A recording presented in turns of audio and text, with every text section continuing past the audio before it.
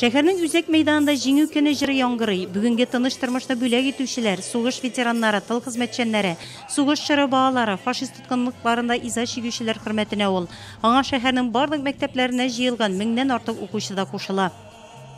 Bu aksiya içində biz yasarğa tегіс 26663 отжимания. Bu indi məşuşu qədər kin bizning büyük jingüning 9 may 43 yıldan başlap şunun kadar kin uzdu.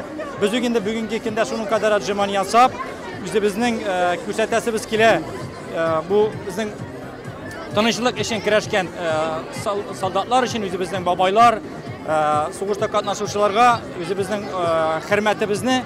Җиңү рекорды акциясын район мәгариф бүлеге җитәкчесе Кызыл армия эшчеләр отряды җитәкчеләре, Россия мәктәп укучылары хәрәкәте, СМС балалар проектында катнашучылар ачты. 20 тапкыр җирдән кулларда күтәрелергә, я булмаса чүгәләп алырга кирәк иде. Укучылар булдыра алмыйм дип тормый. Бабайларыбызны хөрмәтләү йөзеннән бит ул. Шуңа да горурлык хисе йөзләрендә. Җирдән күтәрелүне әйбәт ясадык. Безнең бабайларга хәзер безгә караганда тагын да авыррак булган.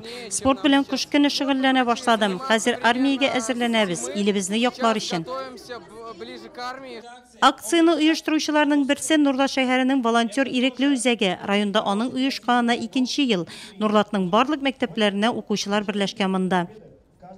Акция безгә бик кирәкле, чөнки ул безне берләштерә. Ветераннарны онытырга хакыбыз юк, без аны онытмаска тиеш.